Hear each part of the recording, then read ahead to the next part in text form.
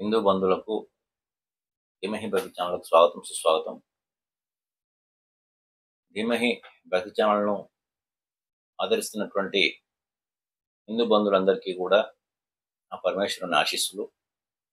ఈరోజు ముఖ్యంగా మనం కొన్ని ప్రశ్నలకు సమాధానం చెప్పుకుంటున్నాం.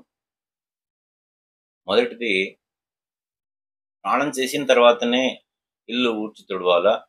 మరి చీపురుకట్ట లక్ష్మీ స్వరూపం కదా, స్నానం చేయకముందే ఆ చీపురుకట్టను ముట్టుకోవచ్చా పట్టుకోవచ్చా అని చెప్పేసి కొంతమంది అడుగుతున్నారు. అంతేకాకుండా దేవాలయం అంటే దేవుని గుడి ఎప్పుడు తుడుచుకోవాలి?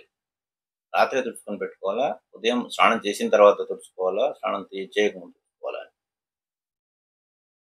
అయితే అనాది నుండి అంటే మనము తల్లిదండ్రులు, తాత ముత్తాతలు ఇంట్లో ఏ విధంగా చేసేది, ఉదయం లేవగానే కలకృత్యాలు తీర్చుకున్న తర్వాత ఇల్లు ఊడ్చుకొని బయట చల్లుకొని వచ్చిన తర్వాత ఇల్లు ఊడ్చుకొని చేసుకునేది. లేదా పని మనుషులు ఉంటే బయట వాళ్ళు చేస్తే లోపల వీళ్ళు చేసుకునేది.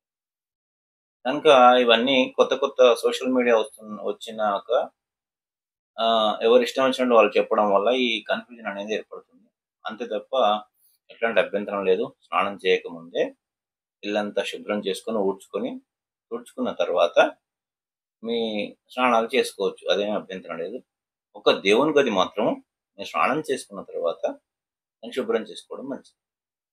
స్నానం చేసుకోవాలి. దేవుని గది మాత్రము స్నానం చేయకముందు లోపలికి పోవద్దు. స్నానం చేసిన తర్వాత శుభ్రంగా మీ పనులన్నీ పూర్తి చేసుకున్న తర్వాతనే. పిల్లలు స్కూల్కి వెళ్తారు. ఎట్లా అనంటే, తొందరగా అయితే కనుక ఎర్లీగా కనుక లేస్తేనేమో ముందే పోయి మీ దేవుని గదికి శుభ్రం చేసుకొని దీపం పెట్టుకోండి. లేదా పిల్లల్ని పంపించిన తర్వాత దీపం పెట్టుకోండి. అంతే తప్ప దానికి ఏమీ ముహూర్తాలు ఏం లేవు.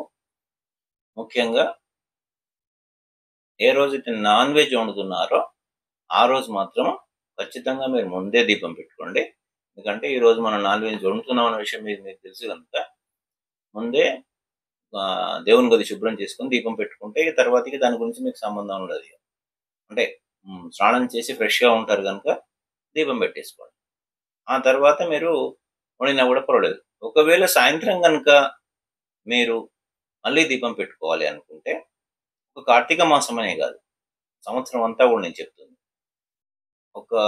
అప్పుడు ఖచ్చితంగా స్నానం చేయాల్సి ఉంటుంది. ఎందుకంటే ముట్టుకున్నందుకు. తినకపోయినా కూడా ఒకవేళ తింటే కనుక ఖచ్చితంగా తల స్నానం చేయాల్సి ఉంటుంది. తింటే తల స్నానం చేయాలి, తినకపోతే కనీసం స్నానం అయితే చేయాల్సి ఉంటుంది, కంపల్సరీ చేయాల్సి ఉంటుంది. ఈ విధంగా చేసిన తర్వాత సాయంత్రం పూట పూజ చేసుకోవాలి. మనం స్నానం చేయకుండా అయితే పనికిరాదు. ఖచ్చితంగా ఈ విషయం గుర్తుపెట్టుకోండి. తర్వాత మామూలు రోజులలో స్నానం చేయకపోయినా, అంటే మామూలుగా నాన్ వెజ్ వండకపోయినా, నాన్ వెజ్ తినకపోయినా సాయంత్రం పూజ కనుక చేసుకోదలుచుకుంటే రెగ్యులర్గా ఇంట్లో పడుకునేటువంటి పక్క బట్టల మీద పడుకోకండి. మధ్యాహ్నం, ఎందుకంటే పనులన్నీ అయిపోయిన తర్వాత ఒక అరగంటో గంటో నడుము వాలుస్తారు కనుక అట్లాంటి పరిస్థితుల్లో వేరే ఒక చాప వేసుకొని దాన్ని సపరేట్గా పక్కకు పెట్టుకొని పడుకోండి. అప్పుడు కాళ్ళు చేతులు కట్టుకొని మీరు సాయంత్రం పూట దీపం పెట్టుకుంటే సరిపోతుంది. ఈ విషయం మాత్రం గుర్తుపెట్టుకోండి. తర్వాత ఉదయము సాయంత్రము తులసి దగ్గర దీపం పెట్టడం కోసము ఎర్లీ మార్నింగ్ అయినా పెట్టాలి. ఈ సంధ్యా సమయం నుంచి అంటే 5-5:30 తర్వాతనే ఇది పెట్టాలి, మన తులసి దగ్గర దీపాలు పెట్టాలి. మరీ పొద్దుెక్కినాక ఉదయం కానీ 10 గంటలకు వర్ష కాకుండా సాయంత్రం పూట 3 గంటలకు వర్షం పెట్టాలంటే పనికిరాదు. ఈ విషయాలు మాత్రం గుర్తుపెట్టుకోండి. తర్వాత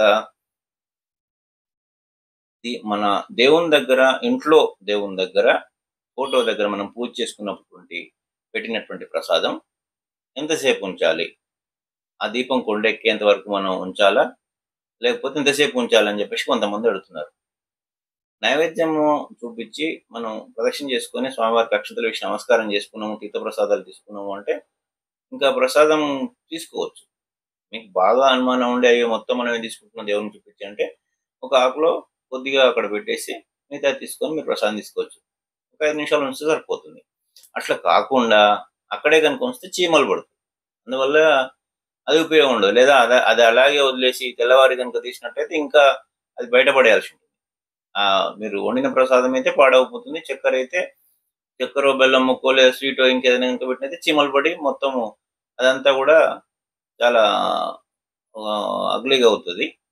కనుక మీరు 5 నిమిషాలు ఉంచితే సరిపోతుంది నైవేద్యం పెట్టిన తర్వాత. ఆ తర్వాత మీరు తీసుకొని తినొచ్చు. అవసరం అనుకుంటే కొంచెం చిన్న ముక్క అక్కడ దేవుని దగ్గర పెట్టేసి మీరు తీసుకొని తినొచ్చు. ఆ తర్వాత ముఖ్యంగా ఏ స్వామికి మనం పూజ చేస్తున్నామో, మనకు పూజలు ఎన్ని రాకపోయినా, స్తోత్రాలు రాకపోయినా, ఇవన్నీ మంత్రాలు రాకపోయినా, ఏ స్వామికి మనం పూజ చేస్తున్నామో, ఆ స్వామి నామస్మరణ చేసుకుంటూ మీరు స్నానం చేసి మీరు గదిలోకి పోయినప్పటి నుండి, దేవుని గదిలోకి పోయినప్పటి నుండి, ఆ దేవునికి నామస్మరణ చేసుకుంటూ మీ పనులన్నీ చేసుకోండి. ఒకవైపు మీరు తుడవడం ప్రారంభించినప్పటి నుండి స్టార్ట్ చేయొచ్చు. తుడవడము, ఫోటోలు శుభ్రం చేసుకోవడం, బొట్లు పెట్టడము, శాలిగ్రామాలుంటే వాటిని కడగడము, మళ్ళీ గంధం పెట్టడము, కుంకుమ పెట్టడం అవన్నీ చేసేంతసేపు కూడా మీరు ఆ దేవుని నామస్మరణ చెప్పుకుంటూ చేయండి. తర్వాత మీకు చేతనైన పూలు మీ ఇంట్లో తెంపుకొనొచ్చిన పూలైతే చాలా సంతోషం. కనీసం అది కాకపోతే మీరు కొనుక్కొచ్చుకొని ఫ్రిడ్జ్‌లో పెట్టుకున్న పూలు గనుకైతే కొన్ని పసుపు నీళ్లు కలిపి వాటి మీద కొద్దిగా చిలకరించి వాటిని వాడుకోండి. అవి పెట్టి మీరు స్వామివారికి కొంచెం ధూపం చూపించిన తర్వాత, నైవేద్యం చూపించిన తర్వాత హారతి చూపించండి. ఈ విధంగా ప్రతినిత్యము ఒక 5, 10 నిమిషాల్లో పూజ చేసుకోవచ్చు. గంటల కొద్దీ పూజ చేయాల్సిన అవసరం లేదు. అదే సాయంత్రం పూట కూడా మీరు ఏమీ చేయకపోతే కాళ్ళు చేతులు కడుక్కుంటే సరిపోతది. లేదా ఈ మీకు తెలుసు పరిస్థితి ఏందని. స్నానం చేసి పూజ చేసుకున్నా, ఏ రకంగా చేసినా కూడా ఉదయం పెట్టినటువంటి పూలు ఫోటోల మీద నుండి మళ్ళీ తీయాల్సిన అవసరం లేదు సాయంత్రం పూట. మీరు కొత్త పూలు పెడితే పెట్టండి గానీ, ఉదయం పెట్టిన పూలు తీయాల్సిన అవసరం లేదు. తెల్లవారి మీరు పూజ చేసినప్పుడు ఆ పూలను తీసేస్తే సరిపోతుంది. కనుక అరే నేను ఉదయం పూలు కదా, వాడిపోయినాయి కదా, తీసేయాల్సిన అవసరం ఏమీ లేదు. అట్లాంటి అనుమానాలేం పెట్టుకోకండి. అదే సాయంత్రం పూట పూజ చేసినప్పుడు మళ్ళీ నైవేద్యము పెట్టండి. దీపం ముట్టించండి. దీపం ఉదయం పెట్టినటువంటి దీపం గనుక కొండెక్కినా, లేదా మొత్తం పూర్తిగా ఆ ఒత్తి కాలిపోయినా, లేదా సగం కాలిపోయి సగం నూనెన్నా అదంతా తీసేసి మళ్ళీ పెట్టండి.